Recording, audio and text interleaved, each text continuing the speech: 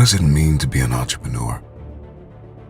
I can tell you this, it is not for the faint in heart. It is only for the brave, the courageous, the calculated. Entrepreneurship is reserved for the resilient. Every human being is faced with the same challenges. The battle inside their own mind. A part of them that wants them to stay where they are versus another part of us that wants to grow, to expand, to evolve. Regret scares me. I've never seen anything that scares me as much as sitting with somebody in their 80s or 90s who spends all their time talking to me and not about what they did, but what they wish they did.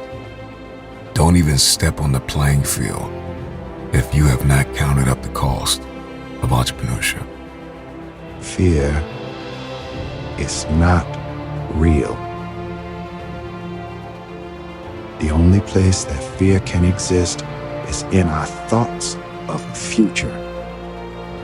It is a product of our imagination, causing us to fear things that do not at present and may not ever exist. I believe that if everybody in this room had a better relationship with understanding time, they could be much happier. I feel like people are grossly impatient. I don't think that people that are 55 years old realize they have 20 more years of executing in a world where they grew up as kids and 55 seems so old and people were dying at a different age and retiring at a different age. I think if you actually saw regret up close and personal for one day, that a lot of the things that you're not doing, that it could scare you into doing it. Your future is unwritten, and you have the power to change. What we can be, we must be. We know that a great life doesn't happen by chance, it happens by design. And for you to design the life that you want, you need to become an entrepreneur.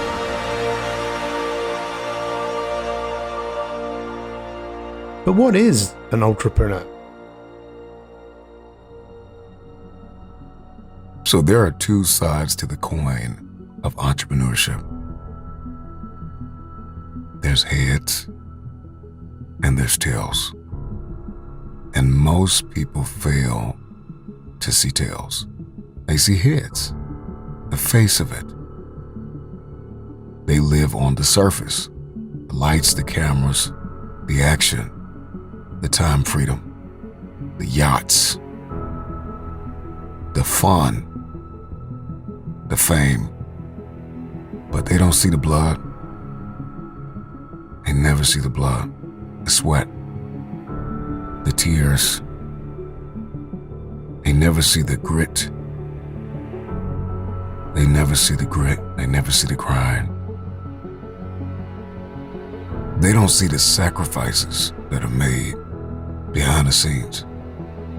Anybody that is willing to make the sacrifices, pay the price, and get the job done and finish what they started, those are the ones that will succeed.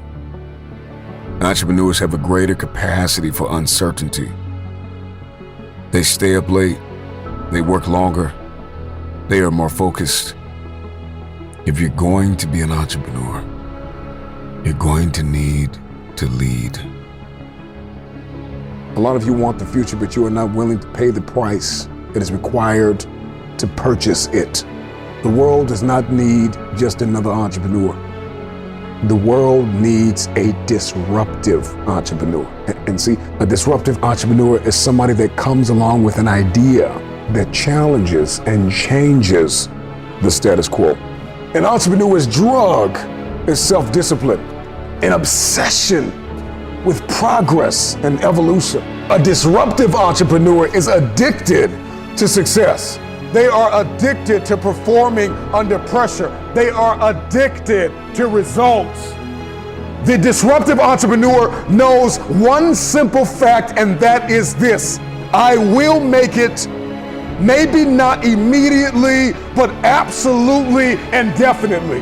Don't tell me you want to step into a room and dominate if you don't have passion.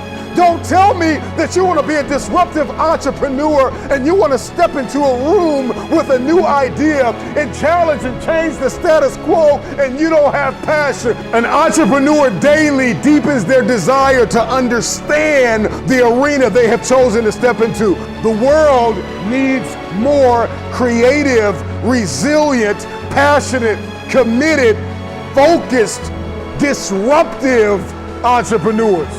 The last thing we need is somebody to come along with another good idea, but they don't have the passion, the perseverance, and the grit to get the job done.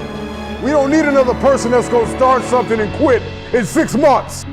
You're going to have to manage your time, allowing sufficient time to devote yourself to a specific area to use it for deliberate practice. The journey towards any valuable goal takes more practice than we think.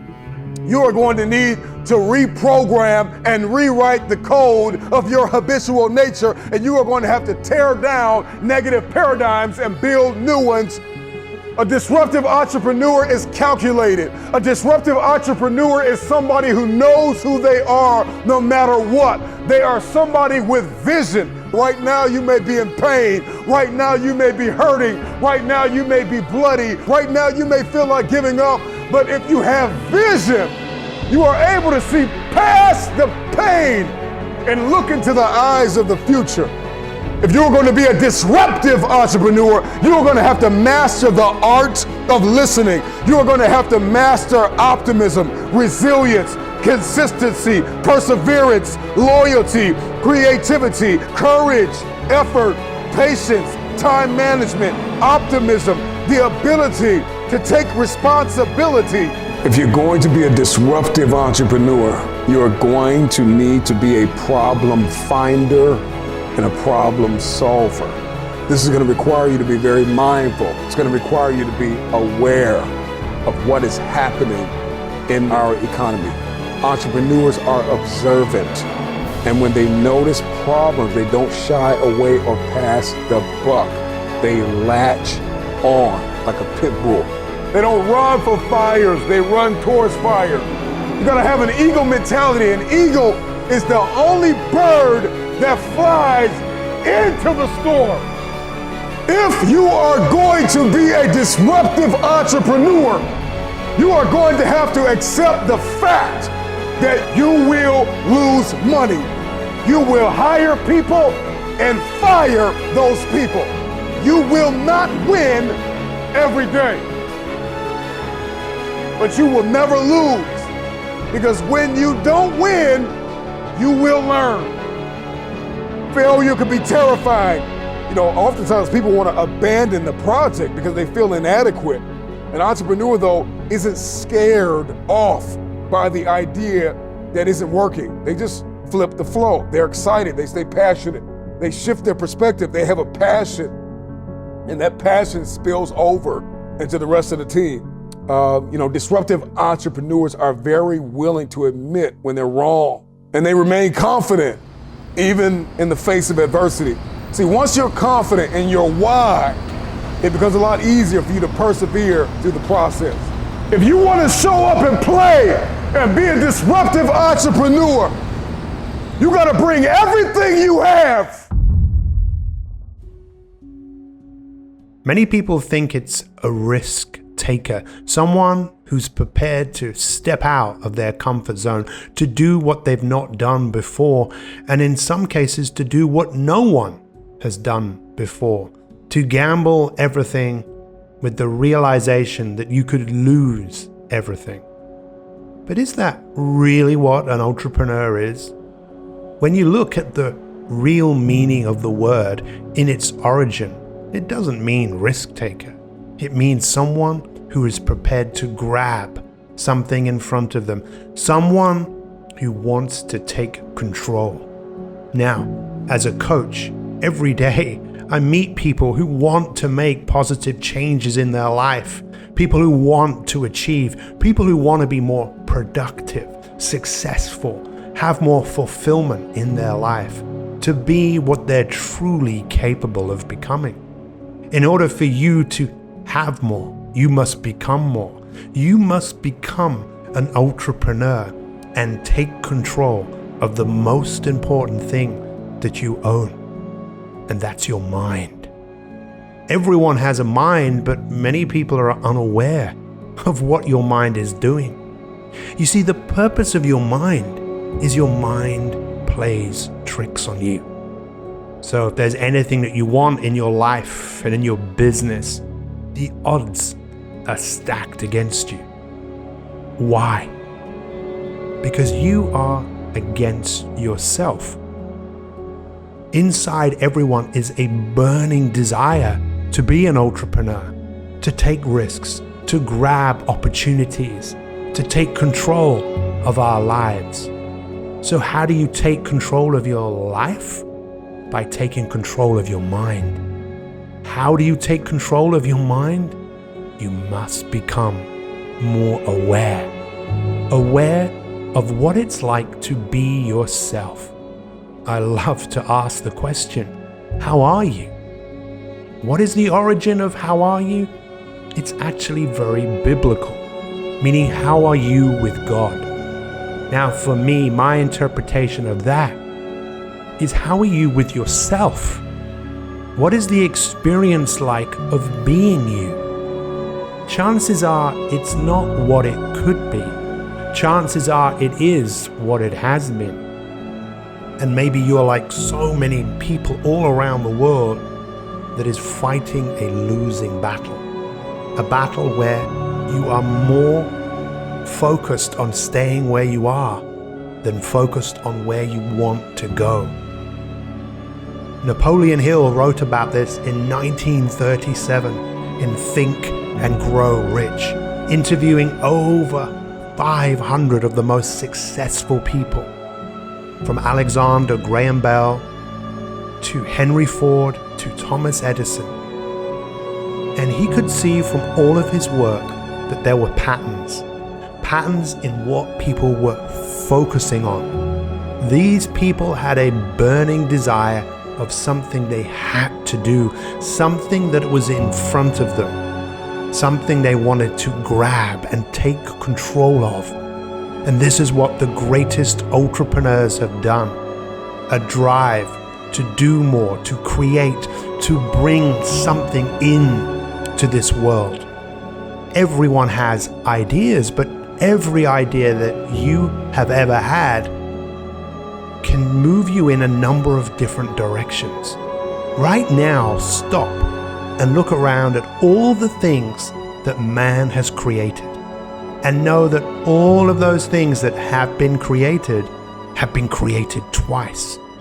Once inside their mind, and then in reality.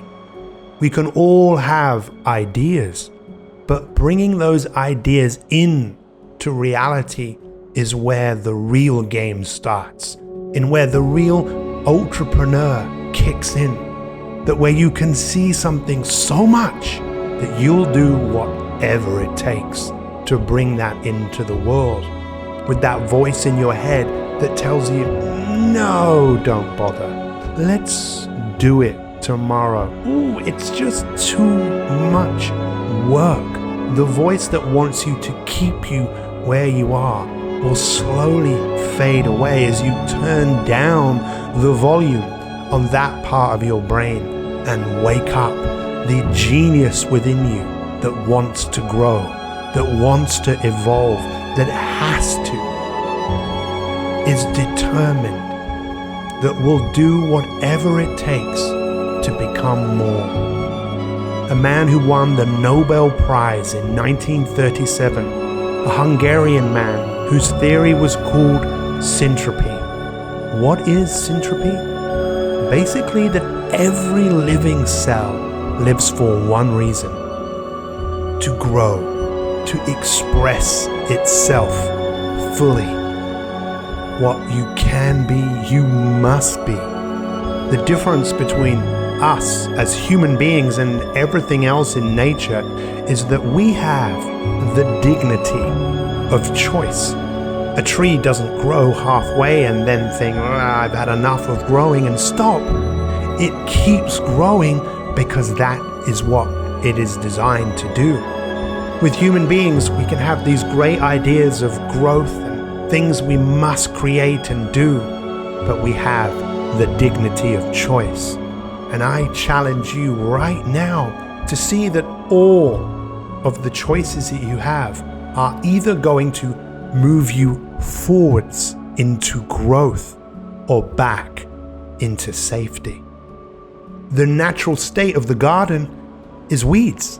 The natural state of the garden is decay.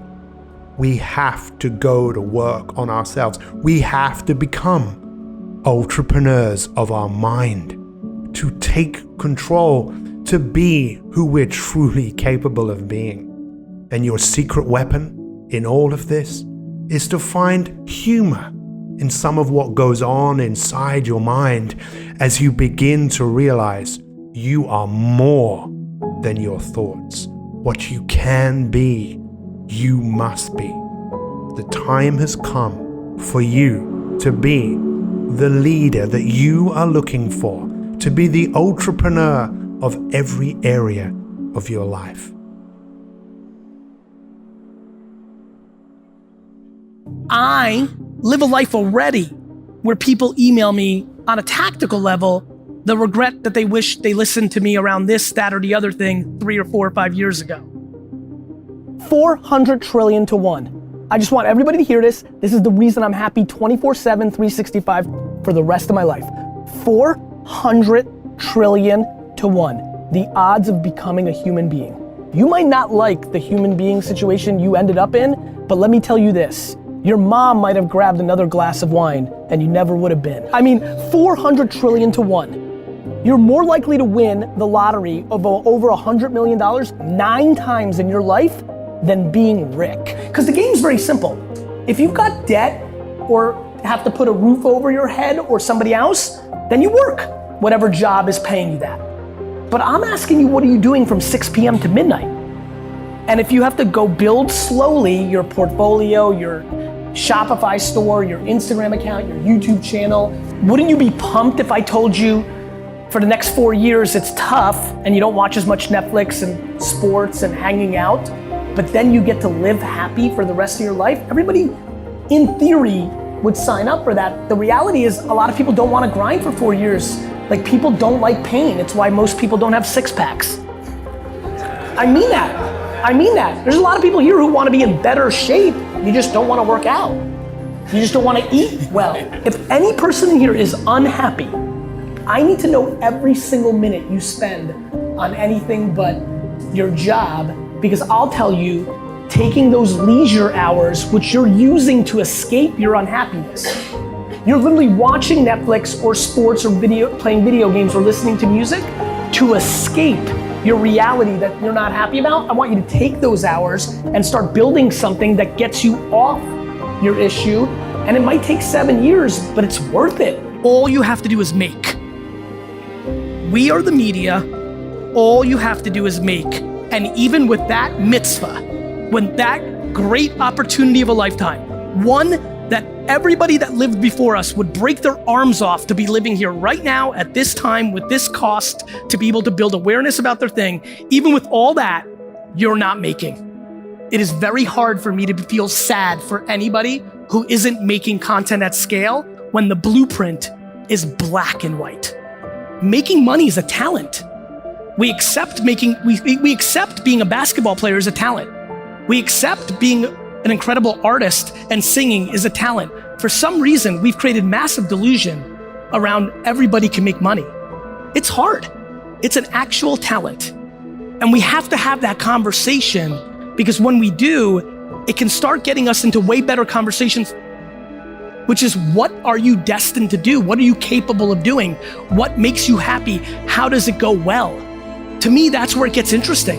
We live in a time where the internet is hit scale and it's still underpriced. We are so fortunate. Our great-grandparents couldn't turn a side hustle into their real life. They had to work 9 to 5 and the world shut down. There was no internet. If you were a business operator in 2019 and your excuse is, well, I'm a pub, or I make tomato juice, or I have 3 restaurants, digital is oxygen. The real world feels secondary. Like, to not be a communicator, content producer, it's gone from cute and naive to grossly negligent, in the same way that it would be to pay people not minimum wage. Like, I literally believe it's grossly unacceptable. To quantify digital versus traditional, just marketing. Like, really? You think sending direct mail, print, is a better thing to do than advertising on Instagram as a restaurant? Like really sit down with me. You're telling me right now that it's a better deal to spend all that money making a flyer and sending it direct mail, or running a radio ad, or buying a small little ad in a newspaper. Like, this is what you're telling me. It is 2019. I felt bad in 2002. It was early. The internet was new. I had compassion. It was cute. In 2007, it was like, it was kind of like, hey, annoying, kind of like, but still kind of. In 2012, it's like, you're not smart. In 2019, I can't wrap my head around the lack of smarts one is carrying in their body in not thinking that 2019 digital marketing is fundamental, let alone could it work. Because communication is always the foundation of success. Your relationships with your loved ones, your employees, your customers, your audience is completely predicated on communication. It's true. It's true. Please take advantage of the underpriced opportunities right now. Please figure out how to make content that's good for them, not for you. I come up here and I give a talk that's good for you, not good for me. That is what you need to do when you produce content. It doesn't need to be a piece of content that's actually a top of the funnel thing to get them into your funnel, to get them into conversion. It needs to be something that actually brings somewhat value, period, end of story, see ya, to build emotion and equity. My friends, when this is all said and done, it's gonna end up very simple. Whoever brings the most value to their audience will win. We love Amazon because we get stuff at good prices delivered to us the next day. We like that. You may not like other things they do, or this, that, and the other thing, or whatever is your political point, whatever, but you like getting what you want at the best price immediately. We, as humans, to get what we want, have to figure out how to bring value to them in the places where they consume information. Until you figure that out, you'll keep looking for the hack, the one that doesn't exist. Please, let this be the video that drills through your head that your life is predicated on when you get real quiet and you can't hear another person's 2 cents that has nothing to do with you and everything to do with where they are in life. Are you really gonna let those 8 or 9 people dictate your life? Because you are so fearful of judgment from others that at the end of the day, when you're 87, you will not give a about. The most important thing I think about when I think about getting to happiness is not so much owning anything, it's the ability to not hear anything but yourself. There's nothing more powerful than when everything gets quiet and the only thing that penetrates is your own voice, and that voice isn't judging you. Life is a gift, and now is the time for you to become the entrepreneur that you are looking for. A great life, it doesn't happen by chance, it happens by design.